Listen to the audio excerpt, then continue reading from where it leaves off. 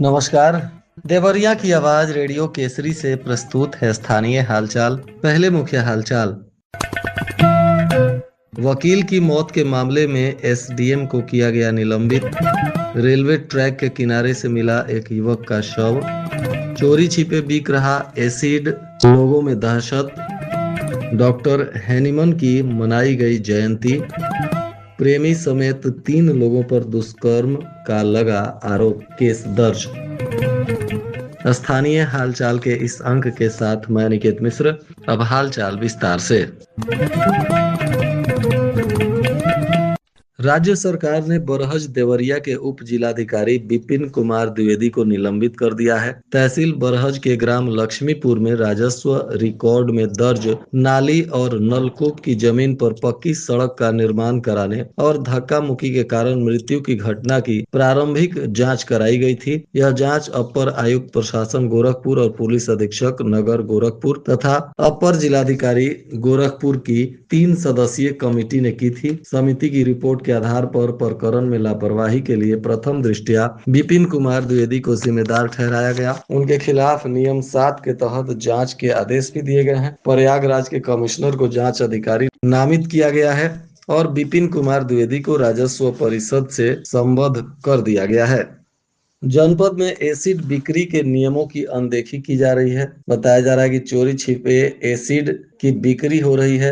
लाइसेंसी दुकानदार नियमों को पूरा करते हैं, लेकिन कई स्थानों पर ऊंचे दामों में एसिड उपलब्ध करा दिया जाता है। लोग चुपके से लेकर चले जाते हैं और इसका उपयोग करते हैं, जबकि गलत हाथों में पड़ने से बड़ी घटनाएं हो जाती हैं और पीड़ित को दुश्वारियों का सामना करना पड़ता है। जिले में पहले ही एसिड अटैक की कई घटनाएं हो चुकी हैं। एसिड काफी घातक होता है और इसको लेकर विशेष सतर्कता बरतनी होती है। इसका कई जगह इस्तेमाल भी किया जाता है। इसकी गंभीरता को देखते हुए बिक्री के लिए सख्त नियम बनाए गए हैं। इसके बावजूद भी चोरी छिपे आसानी से यह उपलब्ध हो रहा है।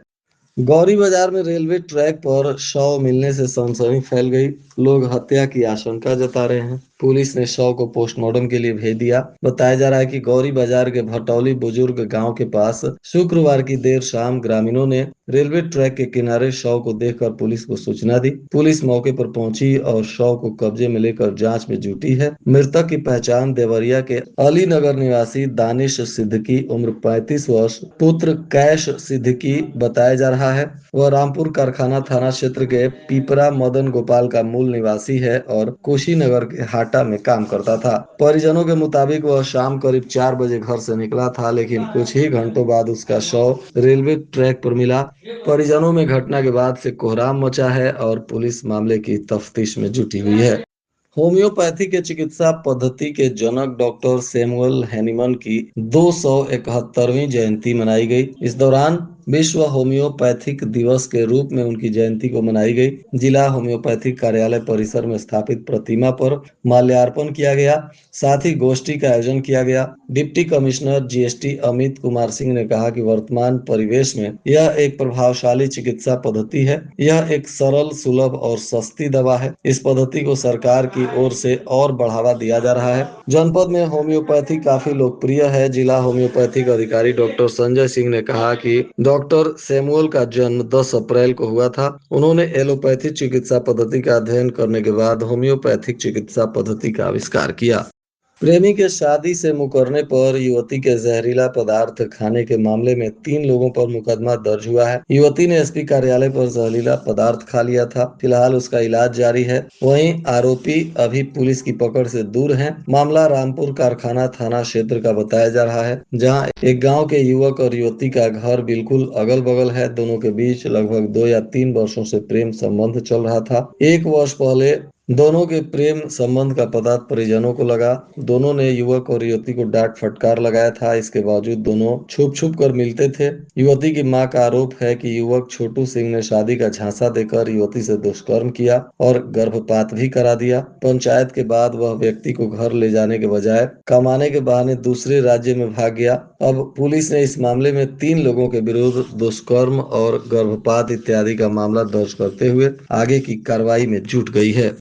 एसआईआर जिले के राजनीतिक समीकरणों पर बड़ा असर डाल सकता है। मतदाता सूची के आंकड़ों के अनुसार जिले में 2,88,838 वोटर कम हो गए हैं। जिले की सभी सातों विधानसभा क्षेत्रों में मतदाताओं की संख्या में भी काफी कमी आई है। विधानसभा वार यह आंकड़ा 28,000 से लेकर 67,000 तक है। एसआईआर से पूर्व देवरिया की सातों विधानसभा सीटों को मिलाकर कुल मतदाताओं की संख्या 24,09,009 थी। एसआईआर के बाद शुक्रवार को जारी आंकड़ों के अनुसार जिले में मतदाताओं की संख्या अब 21,20,171 बताई जा रही है। सबसे अधिक देवरिया सदर विधानसभा क्षेत्र में 67,128 मतदाताओं का नाम कटा हुआ है। दूसरे स्थान पर सलेमपुर विधानसभा क्षेत्र है। यहाँ कम होने वाले मतदाताओं की संख्या 51,365 बताया जा रहा है।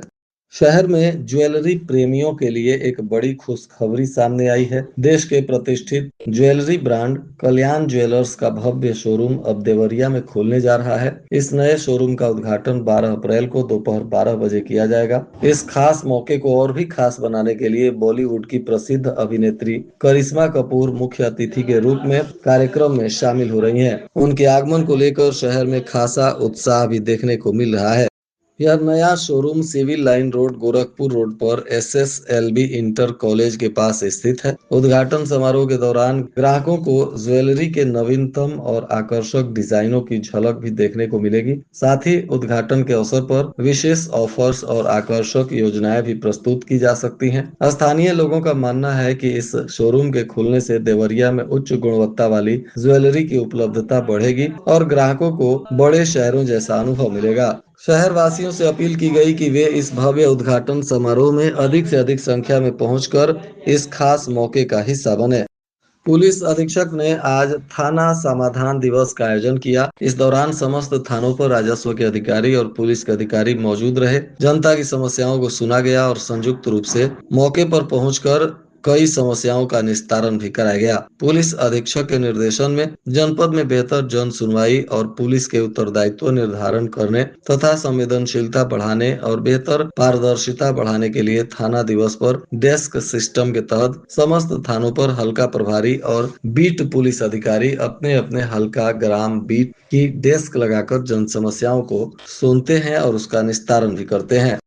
गेहूं की फसल पक कर तैयार होने और कटाई कार्य शुरू होने के साथ ही प्रशासन ने आगजनी की घटनाओं को लेकर सतर्कता बढ़ा दी है। बढ़ती हुई गर्मी और लू के मद्देनजर जिलाधिकारी ने किसानों, कंबाइन मशीन संचालकों और ग्राम प्रधानों से विशेष सावधानी बरतने की अपील की है। जिलाधिकारी ने निर्देश दिया है कि सभी कंबाइन और भूसा मशीनों पर अनिवार्य रूप से फायर एक्सटिंग्विशर, पानी और बालू की व्यवस्था सुनिश्चित करें। बिना सुरक्षा संसाधनों के मशीनों का संचालन न करने की सख्त हिदायत दी गई। उन्होंने कहा कि जरा सी भी लापरवाही से बड़ी आग की घटनाएं हो सकती हैं और इससे किसानों को भारी नुकसान उठाना पड़ सकता है।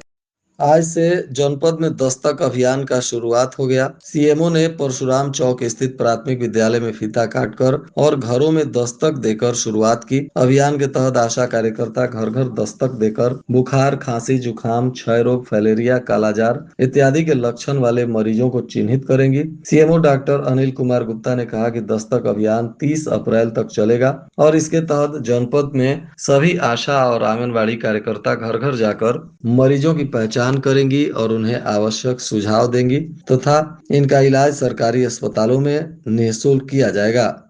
UP integrated vehicle monitoring portal पर स्कूल वाहनों की रजिस्ट्रेशन को लेकर सीडीओ ने विकास भवन के सभागार में शिक्षा अधिकारियों, आरटीओ विभाग और स्कूल प्रबंधकों, प्रधानाचार्यों के साथ बैठक की। इस दौरान सभी प्रबंधकों को 15 अप्रैल तक पोर्टल पर अपने स्कूल वाहनों का रजिस्ट्रेशन कराने के निर्देश दिए गए। निर्धारित समय तक रजिस्ट्रेशन नहीं कराने पर कार्रवाई की चेतावनी भी दी गई। छात्रों की सुरक्षा के मद्देनजर प्रदेश सरकार ने सभी स्कूल वाहनों का यूपी इंटीग्रेटेड व्हीकल्स पोर्टल पर रजिस्ट्रेशन कराना अनिवार्य कर दिया है। बताया जा रहा है कि जनपद में 300 स्कूलों के करीब 1,456 स्कूल वाहन आरटीओ विभाग में पंजीकृत हैं और अभी तक मात्र 325 वाहनों का ही पोर्टल पर रजिस्ट्रेशन हुआ है।